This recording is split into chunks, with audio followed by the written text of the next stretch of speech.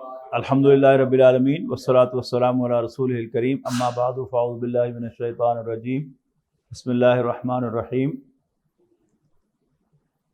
وَإِذْ قَالَ رَبُّكَ لِلْمَلَائِكَةِ إِنِّي جَاعِلٌ فِي الْأَرْضِ خَلِيفَةً وَإِذْ قَالَ رَبُّكَ لِلْمَلَائِكَةِ إِنِّي خَالِقٌ بَشَرًا مِّن صَلْصَالٍ مِّنْ حَمَإٍ مَّسْنُونٍ فَإِذَا سَوَّيْتُهُ وَنَفَخْتُ فِيهِ مِن رُّوحِي فَقَعُوا لَهُ سَاجِدِينَ۔ قرآن مجید میں کئی مقامات پر یہ بات واضح طور پر بیان کی گئی ہے کہ یاد کرو جب آپ کے رب نے فرشتوں سے کہا میں مٹی سے، گارے سے، بدبودار گارے سے، اس گارے سے جو سوکھ کر کھنکھنانے لگتا ہے، میں ایک بشر بنانے والا ہوں، جب میں اس کو سنوار چکوں اور اس میں اپنی روح میں سے پھونک چکوں تو تم اس کے سامنے سجدے میں گر پڑنا۔ تو 3 اسٹیپ انسان کی تخلیق کے اندر، انسان کے بننے کے اندر بیان ہو گئے۔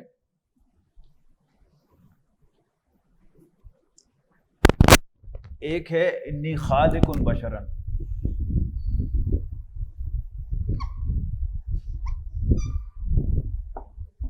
تخلیق، دوسرا ہے تسویہ، پھر ہے نفخہ روح۔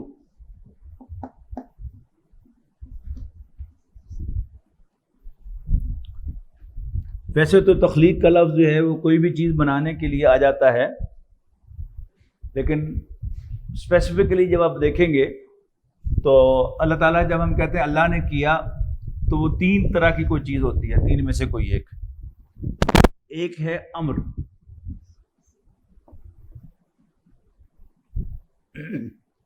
یہ کیا ہوتا ہے؟ سورہ یاسین میں اور دوسری صورتوں میں اس کی ڈسکرپشن ہے، اذا اراد شیئا،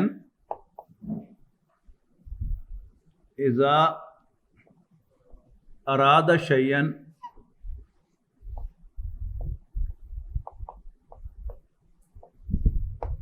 ان یقول له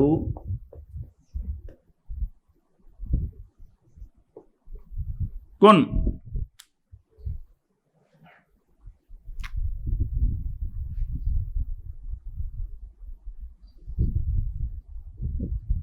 فیکون۔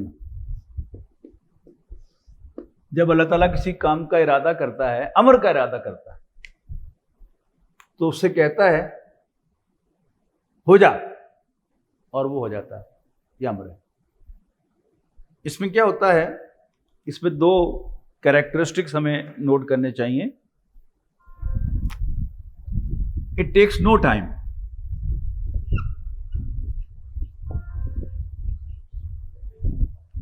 اور اس میں کوئی ویزیبل یا ایکسپلوریبل پروسیس نہیں ہوتا۔ Number 1 it takes no time, number 2 there is no visible or explorable process۔ اس میں کوئی ٹائم انوالو نہیں ہوتا، اور اس میں کوئی ایسا پروسیس کہ جو نظر آئے یا ڈھونڈا جا سکے، اس کو تلاش کیا جا سکے، ایسا کوئی نہیں ہوتا۔ صرف اللہ کا حکم ہے، اور اللہ تعالیٰ جو چاہے کر سکتا ہے، وہ کسی پروسیس کا محتاج نہیں ہے۔ میں یہ چاہتا ہوں کہ یہ کرسی وہاں چلی جائے، تو کیا ہوگا؟ میرے حکم سے تو نہیں جائے گی، پروسیس ہوگا کہ اس کو میں یا آپ میں سے کوئی اٹھائے گا اور وہاں لے کے جائے گا، اور جتنی جلدی بھی لے جائے، کوئی 1-2 سیکنڈ تو لگے گا نا، تو 1 سیکنڈ بھی ٹائم ہے۔ تو امر میں no time and there is no visible اور ایکسپلوریبل پروسیس کہ ڈھونڈا جا سکے۔ یہ ایکسپلور کرنا ہے، ادھر آ جائیں، آپ کو اچھا نظر آئے گا۔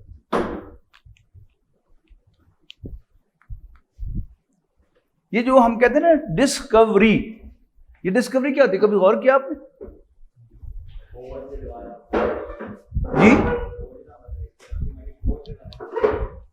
جی نہیں، ڈسکور کے بالکل لفظی معنی کیا ہے؟ ڈسکور یعنی ہم آنکھ سے دیکھتے ہیں، تو ڈسکوری کیا ہے؟ ہم نے آنکھ کو پھاڑ کے چیر کے دیکھا، پتہ چلا کہ یہاں یہ چھوٹا سا سوراخ ہے، اس کے اندر ایک لینس لگا ہوا ہے، لینس کے پیچھے ایک اسکرین ہے، اور وہاں سے پھر وہ نروز کے ذریعے پیغام دماغ تک پہنچتا ہے، وہاں پروسیس ہو کے پتہ چلتا ہے۔ یہ کیا ہے؟ یہ ایکسپلوریبل پروسیس ہے، ڈسکوریبل پروسیس ہے۔ لیکن یہاں کیا ہے؟ یعنی مزید کہا گیا کہ قل الروح من امر ربی، کہ یہ جو تیسرا لیول ہے نا روح، یہ امر میں سے ہے۔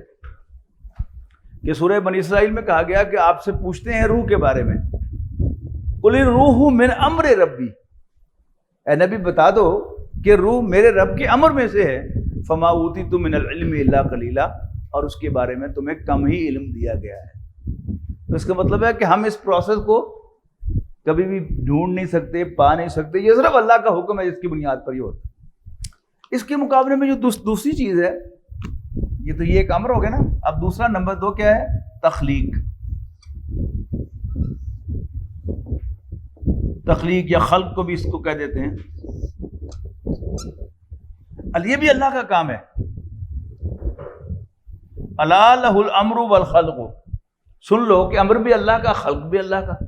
لیکن جب خلق استعمال ہوتا ہے لفظ، تو اس کا مطلب کیا ہوتا ہے؟ اس میں جو کام ہوں گے، اس میں 2 کام ہوں گے۔ نمبر 1، اس میں ٹائم انوالو ہوگا،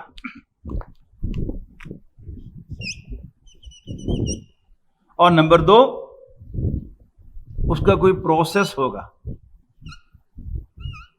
جس کو آج نہیں تو کل ڈسکور کیا جا سکے گا۔ یہ دیکھو، یہ نیلا رنگ نظر آ رہا ہے، کیمرے میں نظر آ رہا ہے نیلا رنگ؟ تو پھر مجھے بتا کیوں نہیں رہے؟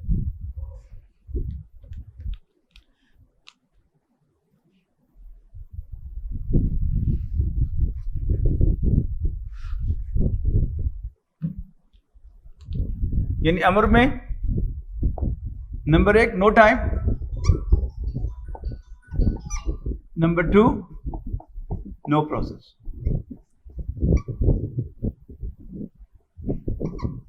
اور یہاں تخلیق کیا ہے؟ اس میں ضرور کچھ نہ کچھ ٹائم انوالو ہوگا۔ نمبر 2، اس کا کوئی پروسیس ہوگا جس کے تحت وہ کام ہوگا، اور وہ پروسیس ڈھونڈنے سے، غور کرنے سے، تحقیق کرنے سے مل بھی جائے گا۔ یعنی ہم وہ پردہ اٹھائیں گے، اس کو ڈسکور کر لیں گے۔ اچھا، اب انسان کی تخلیق کے بارے میں، انسان کے بنانے کے بارے میں اللہ تعالیٰ نے جو ڈسکرپشن دی ہے قرآن مجید میں کئی مقامات پر، اس کے 3 سٹیپ ہیں۔ پہلا کیا ہے؟ انی خالق بشرا، میں انسان کو بنانے والا ہوں مٹی سے، گارے سے۔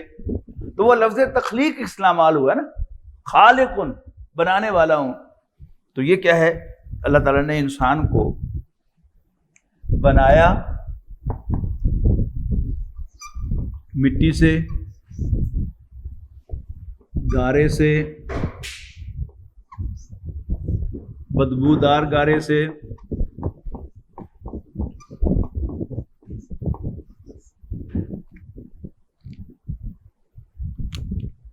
مٹی سے، گارے سے، بدبودار گارے سے۔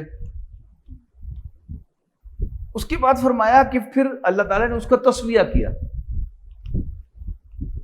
تسویہ بننا ہے سوا سے۔ سوا کیا ہے؟ سوا کا مطلب ہے برابر۔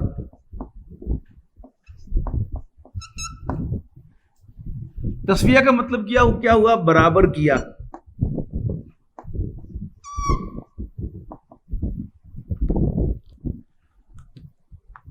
جب بھی ہم کوئی بلڈنگ بناتے ہیں تو پہلے ہم اس کا سٹرکچر تعمیر کرتے ہیں، اس کے بعد کیا ہوتا ہے؟ فنیشنگ ہوتی ہے۔ یہ 2 سٹیپس ہیں نا، سٹرکچر بنانا اور فنیشنگ کرنا۔ یعنی اینٹوں سے یا کنکریٹ سے جو کھڑا کرتے ہیں ہم بلڈنگ، اس کو کہتے ہیں سٹرکچر۔ پھر اس کا پلسٹر ہوتا ہے، جو کنکریٹ کا پلر ہے یا چھت ہے، کہیں کہیں سے بجری نکلی ہوتی ہے، کہیں کہیں سے پانی بہہ جاتا ہے تو کھڈے ہوتے ہیں، تو ان جو گڑھے ہیں ان کو بھر دینا اور جو نکلا ہوا ہے وہاں سے اس کو ٹرم کر کے پھر اوپر ریگمال پھیرنا. یہ سب کیا ہے؟ یہ فنیشنگ ہے. یعنی جب پہلے وہ کھڑا ہوتا ہے اینٹیں ہوں، جب تک پلسٹر نہیں ہوا تو شکل بھی دیکھنے کو جی نہیں چاہتا. پلسٹر ہو جاتا ہے اور پھر ریگمال وغیرہ پھر جاتا ہے تو آپ اس کے ساتھ بڑے آرام سے ٹیک لگا کے بیٹھ جاتے ہیں. تو یہ جو تسویہ ہے، تو انسان میں تسویہ کیا تھا؟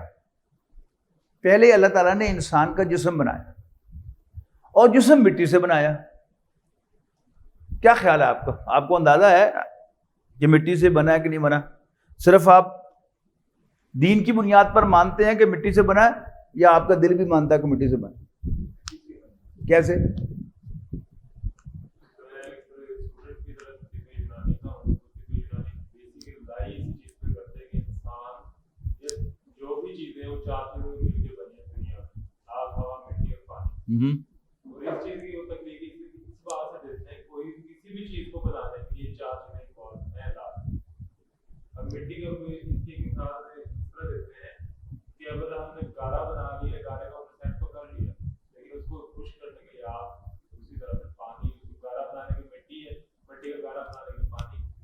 موٹی سی بات ہے،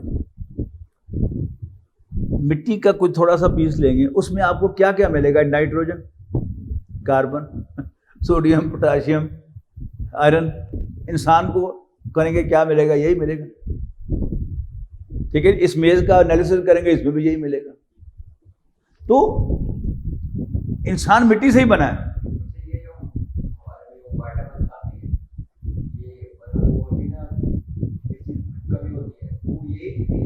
وہ سب وہیں سے بنی ہیں، سب وہیں سے بنی ہوتی ہیں چیزیں. وائٹامن کا آپ تجزیہ کر کے دیکھ لیں، وہی ہوگا. یہ اس میں کاربن ہے، اس میں پوٹاشیم ہے، زنک ہے، سوڈیم ہے، فلانا ہے، ڈمکا ہے، اور کیا ہے. ٹھیک ہے نا. تو تسویہ کیا ہے پھر؟ تسویہ ہے برابر کرنا. جیسے میں نے کہا نا کہ اسٹرکچر بن جاتا ہے، پھر اس کو سیدھا پدرا، یعنی پنجابی یہ سوا سے ہے نا، تو اس کو جو فنیشنگ ہے بلڈنگ کی، اس کو پنجابی میں کیا کہتے ہیں؟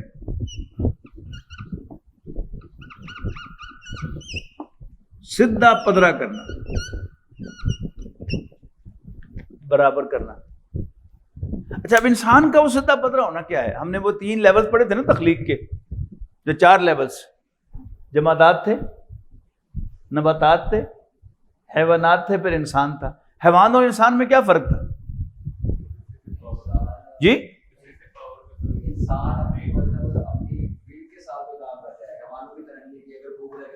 ہاں. اچھا، اب جہاں تک جسم کا تعلق ہے، ڈونٹ یو تھنک کہ انسان از سملر ٹو اینیملس؟ ہے نا؟ وہی خون، وہی کان، وہی آنکھیں، وہی معدہ، وہی گردے. خاص طور پر جو آپ یعنی میمز میں جاتے ہیں تو آپ کو سب کچھ وہی نظر آتا ہے. گردے بھی ہیں، جگر بھی ہے، تیلی بھی ہے، دماغ بھی ہے، دل بھی ہے، آنکھیں بھی ہیں، زبان بھی ہے، سب کچھ وہی ہے. اچھا، پھر حیوانات میں سے بھی بعض جانور تو ایسے ہیں جیسے کزن معلوم ہوتے ہیں انسان کے، کہ نا میں نام نہیں لیتا ان کا لیکن بہرحال وہ کزن ہی معلوم ہوتے ہیں، بہت کلوز ہیں، لیکن ہے وہ حیوان ہی. کیوں؟ اس میں جو ہم نے فرق دیکھا تھا وہ کیا تھا کہ انسان کے پاس وہ اختیار ہے کہ وہ اپنے فیصلے سے کھاتا، اپنے فیصلے سے پیتا اور اپنے ہی فیصلے سے ریٹیلیٹ کرتا، غصے کا اظہار کرتا. جانوروں کی طرح ان چیزوں کے ہاتھوں مجبور نہیں ہوتا. ہوا کیا؟ ایسا معلوم ہوتا ہے نا کہ اللہ تعالیٰ نے پہلے انسان کا جسم بنایا، اس کے بعد جو فرق ڈالا ہے، یعنی ہر جانور میں تھوڑا تھوڑا فرق تو ہے نا، ایون قریب قریب ہے گائے اور بھینس، فرق تو ہے نا، بکری اور بھیڑ، فرق تو ہے نا.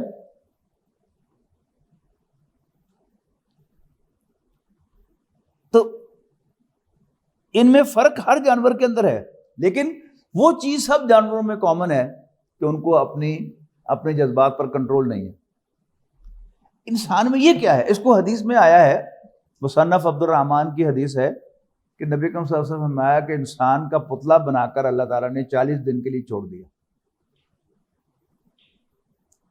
اور شیطان اس کے اندر گھومتا رہا، اس کے ویک پوائنٹ نوٹ کرتا رہا کہ اچھا یہاں میں حملہ کر سکتا ہوں، یہاں کر سکتا ہوں، یہاں کر سکتا ہوں۔ میں یہ سمجھتا ہوں کہ اس وقت اللہ تعالیٰ نے انسان کے اندر ایک سافٹ ویئر انسٹال کیا۔ جسم تو وہی ہے نا، اسی جسم میں اللہ تعالیٰ نے ایک سافٹ ویئر انسٹال کیا۔ سافٹ ویئر کیا ہوتا ہے شہزاد صاحب؟ وہ دماغ تو نظر آتا ہے،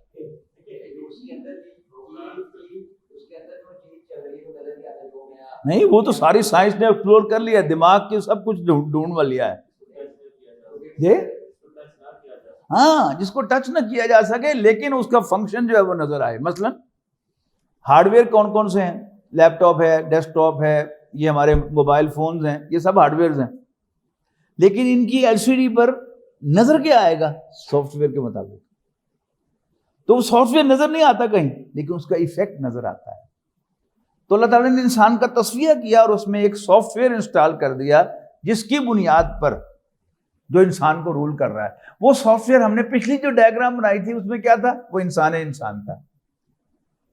اس کے نیچے ایک سافٹ ویئر ہے، وہ حیوانات کا ریپرزینٹیٹیو ہے اس جسم میں، وہ انسان کا نفس امارہ ہے جو اس کو برائی کی طرف اکساتا ہے، اور پھر اسی کے اندر اللہ تعالیٰ نے روح ڈالی ہے۔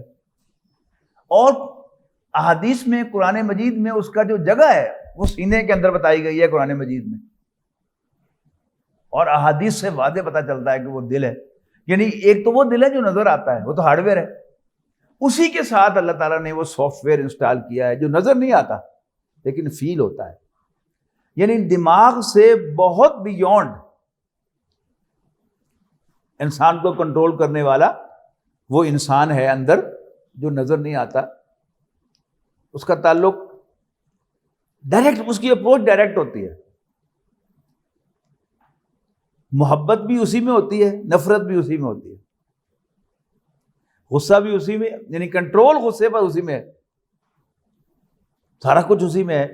تو وہ کیا ہے؟ وہ تصفیہ شدہ ہوا۔ جب تصفیہ ہو گیا، آزاد ہو گیا انسان، تو اللہ تعالیٰ نے اس کو راستہ دکھایا کہ ادھر آؤ۔ غلام جو ہوتا ہے نا، غلام ایک بہت بڑا مسئلہ رہا ہندوستان کے اندر، کہ جب انگریز کی حکومت تھی تو علماء میں یہاں ایک اختلاف رہا کہ جمعہ فرض ہے کہ نہیں، اس لیے کہ غلام پر جمعہ فرض نہیں ہے کیونکہ وہ آزاد نہیں ہے۔ باقی گھر میں بیٹھے ہوئے وہ اشارے سے بھی نماز پڑھ سکتا ہے، چپکے سے بھی نماز پڑھتا ہے، کہ جمعے کے لیے نکل کے جانا پڑتا ہے، اگر مالک اجازت دے گا تو نکلے گا نا، مالک اجازت نہیں دے گا تو نکلے گا، لہٰذا اس پر جمعہ فرض نہیں ہے۔ قیدی پر جمعہ فرض نہیں ہے، نماز فرض ہے، وہ تو ہر جگہ پڑھی جا سکتی ہے، کیوں؟ آزاد نہیں ہے۔ تو ایک جانور جو آزاد نہ ہو، اپنے خواہشات کے ہاتھوں مجبور ہو، اس کو کوئی حکم تو نہیں دیا جا سکتا۔ آزاد ہوگا تو حکم ہوگا۔ علامہ اقبال کا شعر ہے کہ تقدیر کے پابند نباتات و جمادات، مومن فقط اللہ کے احکام کا پابند۔ یعنی ویسے انسان آزاد ہے، حیوانات، نباتات، جمادات وہ سارے کیا ہیں؟ اللہ تعالیٰ نے پروگرام کر دیے ہوئے ہیں، اسی کے مطابق وہ چل رہے ہیں۔ انسان آزاد ہے، لیکن انسانوں میں سے مسلمان نے پھر اپنی آزادی اللہ تعالیٰ کے حوالے کر دی۔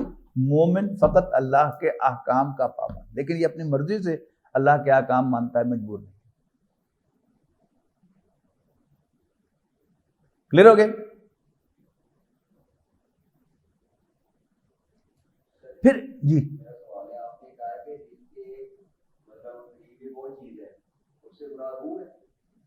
اس میں روح ہے، ہاں نہیں، انسان کنٹرول کر رہا ہے، روح اس کو ڈائریکٹ کر رہی ہے۔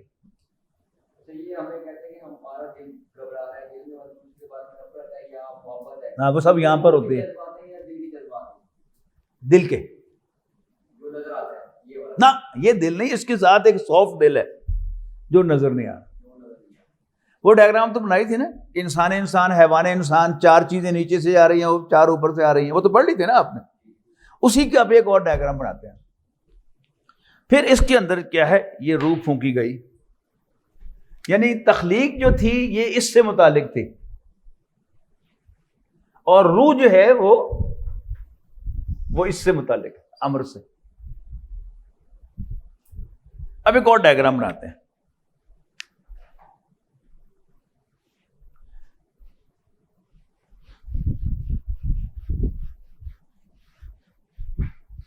صرف مضمون مکمل کرنے کے لیے وہ تیسری چیز بھی آپ کو بتا دوں کہ اللہ تعالیٰ کا جو تیسرا کام شاہ ولی اللہ رحمۃ اللہ علیہ نے کیٹیگرائز کیا ہے وہ ہے تدبیر.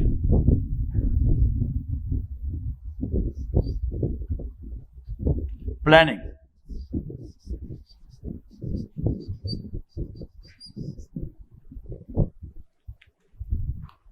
یعنی صبح سے لے کر آپ فجر کی نماز کے لیے اٹھے 4 بجے، 4:15 بجے، اور اب کیا ٹائم ہو گیا؟ 8 بج گئے. کتنے گھنٹے ہو گئے جی؟ ٹھیک ہے.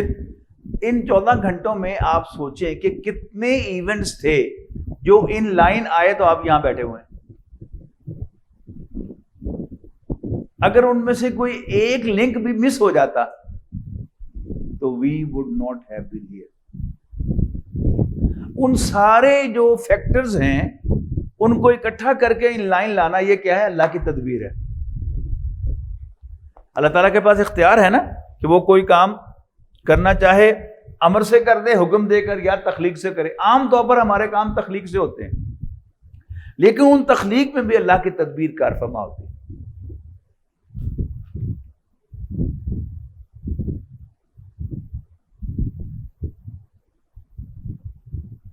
یعنی ایک لنک اللہ تعالیٰ مس کرتا تو آپ یہاں نہ ہوتے. مثال کے طور پر آپ کے گھر میں آج کوئی ایمرجنسی ہو جاتی،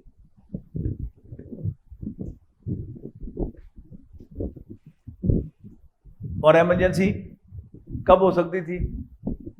آپ کی پلاننگ تھی، آج آپ نے آفس جانا تھا، پھر شام کو آپ نے ادھر آنا تھا، لیکن کوئی ایک اللہ تعالیٰ لنک مس کر دے، آپ بیمار ہو جاتے، آپ کی گاڑی خراب ہوتی،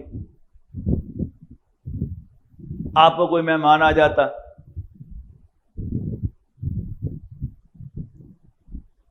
آتے آتے آپ کو کوئی ایمرجنسی ہو جاتی. یعنی آپ کا ایکسیڈنٹ ہو جاتا، یا راستے میں آپ کو کوئی ایکسیڈنٹ دیکھنے کو ملتا اور آپ اس مریض کو لے کر فٹافٹ گاڑی میں بٹھا کے ہسپتال لے جاتے. یعنی یہ تو میں نے آپ کو گنوائے ہیں، لیکن کتنے ہو سکتے ہیں؟ There is many a slip between the lip and the cup. مجھے مشہور ہے نا کہ آپ نے کپ یہاں سے اٹھایا ہے سپ لینے کے لیے، تو یہاں سے لے کر یہاں تک سیریز آف ایونٹس ہے، وہ سیدھے ہوں گے تو کپ آپ کا لپ تک پہنچے گا، ورنہ وہیں پڑا رہ جائے گا یا ہاتھ میں رہ جائے گا. تو وہ کیا ہے؟ وہ اللہ کی تدبیر ہے. اچھا، اب دوسری ڈائیگرام ہم بناتے ہیں. یہ ڈائیگرام آئی ہے سورہ نور کے 5ویں رکوع میں. یہ ڈائیگرام کیا ہے؟ پہلے آپ دیکھیں اس کو، یہاں ہاتھ لگائیں، پسلی آپ کو نیچے سے معلوم ہو رہی ہے نا. اب ہاتھ اوپر لے جاتے چلے جائیں. یہ دیکھو، اس سے یہ اندر ہے نا، کرتے کرتے وہ اندر پہنچ گیا. تو ہمارا جو پسلیوں کا پنجر ہے نا، وہ کچھ یوں کر کے ہے.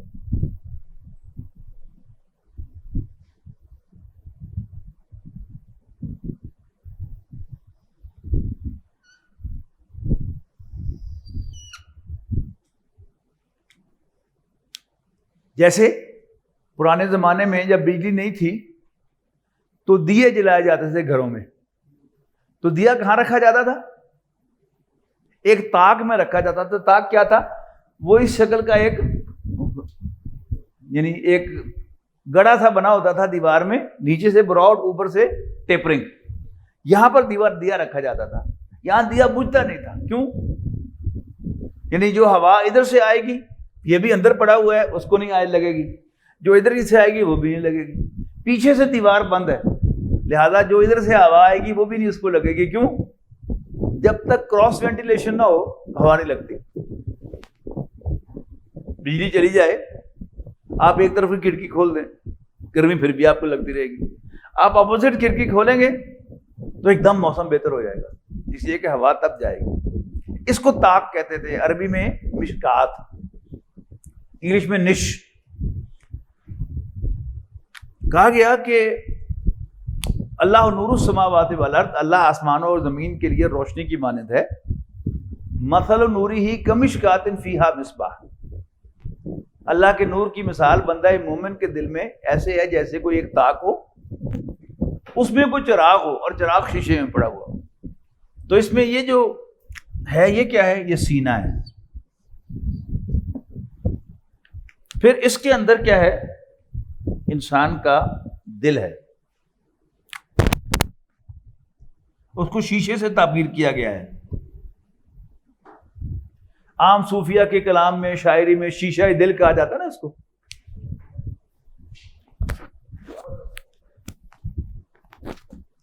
علامہ اقبال نے کہا نا کہ تو بچا بچا کے نہ رکھ سے, تیرا آئینہ ہے وہ آئینہ, کہ شکستہ ہو تو عزیز تر ہے نگاہ آئینہ ساز میں. کہ شکستہ ہو تو عزیز تر ہے نگاہ آئینہ ساز میں. تو شیشہ, آئینہ, تو یہ عام صوفیہ کے کلام کے اندر آپ کو ملے گا شیشہ, آئینہ. تو یہ میں نے وہ دکھایا ہے ڈاٹڈ, تاکہ اس میں سے روشنی پاس کر سکے. اس کے اندر پڑا ہوا ہے وہ دیا.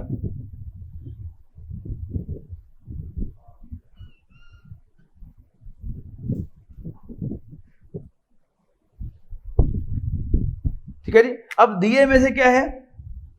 کرنیں نکل رہی ہیں.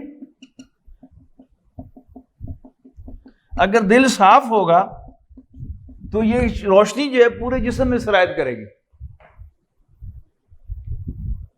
لیکن اب یہ کیا ہے؟ یہ جسم ہے اور جس کی خواہشات ہیں. اس کو میں اب ذرا بلیک سے دکھاتا ہوں تاکہ آپ کو کچھ صحیح اندازہ ہو.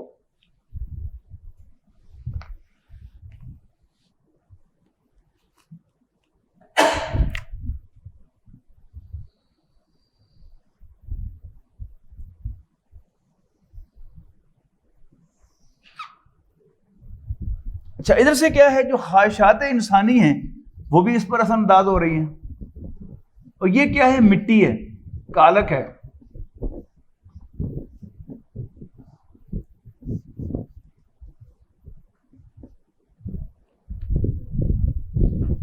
اگر انسان جو ہے وہ اس کے اندر گرفتار ہو جائے حیوانی خواہشات کے اندر, تو کیا ہوگا؟ اس کی تہ چڑھ جائے گی شیشے کے اوپر.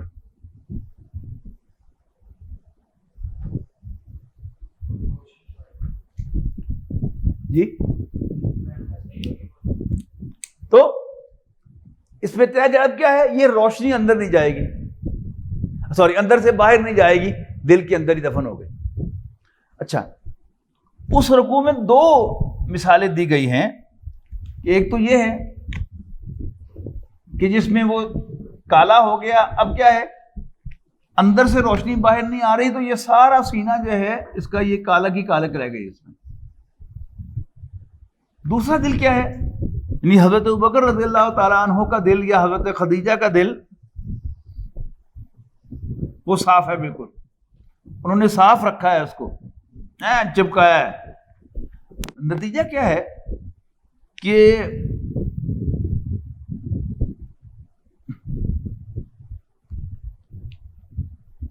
ان کا دل جو ہے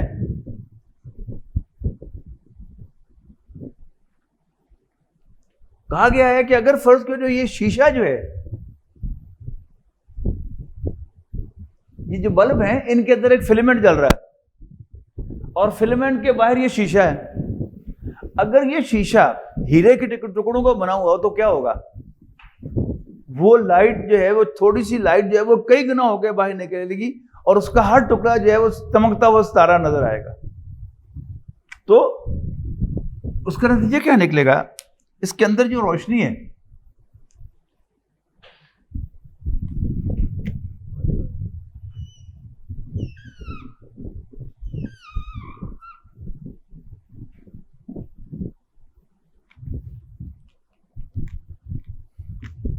اب یہ چھلن کر باہر آ رہی ہوگی اور پورے جسم میں سرایت کر رہی ہوگی یہ روشنی، تو سارا نور ہی نور ہوگا. ادھر سے کیا ہوا، خورشید رسالت طلوع ہو گیا.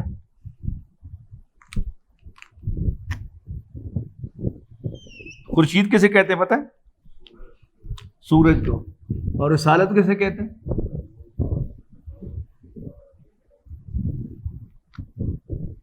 آفتاب رسالت یا خورشید رسالت. یہ کون ہے؟ نبی اکرم صلی اللہ علیہ وسلم. یہ بھی کیا ہے؟ سورج کی روشنی ہے. اچھا اب یہ روشنی دل میں گئی، سب پھیل رہی ہے نا، ادھر بھی آئی، ادھر بھی آئی، ادھر بھی آئی، ادھر بھی آئی. یہاں کیا ہے، وہ شیشہ بالکل صاف تھا، اندر کی روشنی پورے جسم میں سرایت کر رہی تھی، اور وہ جو آفتاب رسالت کی روشنی وہ بھی اللہ کی روشنی تھی، دونوں کی ویو لینتھ ایک تھی. تو یہ کیا ہو جائے گا، وہ فزکس میں جو آپ نے پڑھا نا، ریزوننس ہو جائے گا، نور علی نور. تو یہ وہ کیفیت ہو. تو کچھ انسان کی حقیقت کچھ پلے پڑ گئی نا آپ کے. یہ انسان ہے. یہ اگر آپ کی سمجھ میں آتا ہے تو پھر بہت سی بدین کی باتیں جو ہیں وہ آپ کی سمجھ میں خود بخود آ جائیں گی. اور یہ نہیں سمجھیں گے تو پھر آج جو ہے وہ ٹامک ٹوکیاں مارتے رہیں گے، پھر کنفیوز ہو جائیں گے، پھر کنفیوز ہو جائیں گے، پھر کنفیوز ہو جائیں گے. کلیئر ہو گئے؟ تو یہ ہے جی حقیقت انسان کہ انسان دو چیزوں کا مجموعہ ہے. اس کا جسم خاک سے بنا ہوا ہے اور اس کی روح نور سے بنی ہوئی ہے.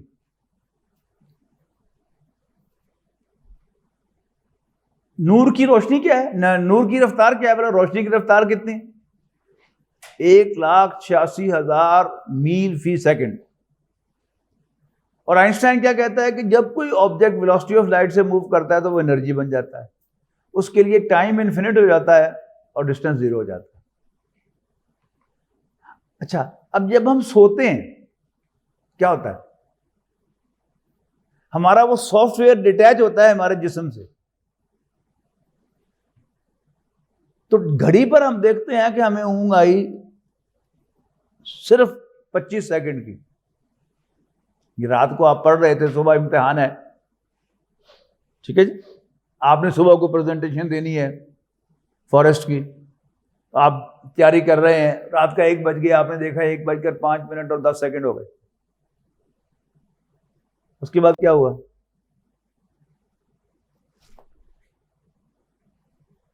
25 سیکنڈ صرف اونگ آئی، دوبارہ ٹائم دیکھا تو 1:05 اور 55 سیکنڈ ہوئے تھے.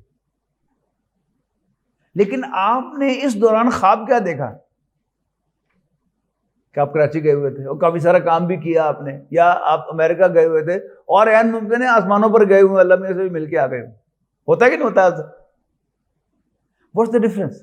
یہ ہوا کیا ہے؟ اس لیے کہ وہ جو ہماری روح ہے وہ ایک نور ہے،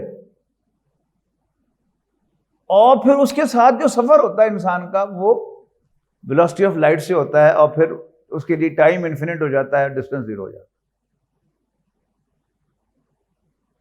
اس سے آپ کے بہت سے مسائل جو ہیں وہ حل ہو جائیں گے. دوبارہ انسان کی حقیقت جو ہے وہ آپ پر واضح ہو گئی. اب کیا ہے؟ ہدایت حاصل کرنی آسان ہو گئی. کسے ہدایت ملے گی؟ جو اپنے دل صاف رکھے گا، اللہ تعالیٰ اسے راستہ دکھائے گا. اور جو اللہ تعالیٰ کے دیے ہوئے نور سے فائدہ نہیں اٹھائے گا، یعنی یہ نور جو ہے اندر کا، یہ راستہ بتاتا ہے نا. یعنی آپ یا میں جب کوئی غلط کام کرتے ہیں تو اندر سے کوئی چیز ہمیں ڈانٹتی ہے نا، کاٹتی ہے، کیا کر رہے بات آپ، وہ کہاں سے، وہ آواز کہاں سے آ رہی ہوتی ہے؟ وہ روح کی آواز ہوتی ہے. تو روح کا کام کیا تھا؟ پچھلے ڈیاگرام میں ہم نے دیکھا تھا نا کہ وہ بتاتی ہے خیر اور شر، اور خیر کی طرف رغبت اور برائی سے نفرت. یہ کیا ہے؟ اس روح کی نیچر کی وجہ سے، روح کی وجہ سے انسان کو اپنے انسان میں محسوس ہوتا ہے.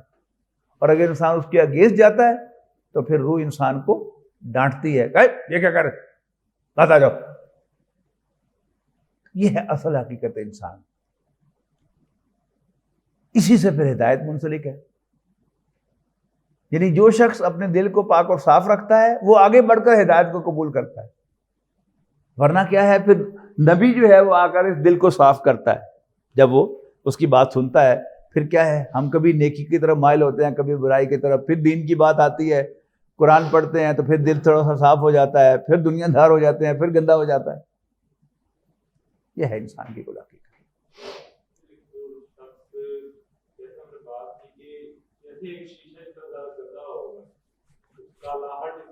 ہاں دیکھیں نا, مٹی ہے نا, ہاں مٹی کی سمپل مثال لیں. آپ کسی کچے راستے سے گزریں, خاص طور پر بارش کے دنوں میں, تو کیا ہوتا ہے, آپ کے آگے کوئی ٹرک گزر کے گیا, اس نے آپ کو کراس کیا تو کیا ہوتا ہے, وہ چھینٹے پڑتے ہیں اور اتنا زیادہ آپ کی ونڈ سکرین جو ہے وہ ڈارک ہو جاتی ہے کہ آپ کو باقاعدہ اتر کے پانی ڈال کے اس کو صاف کرنا پڑتا ہے.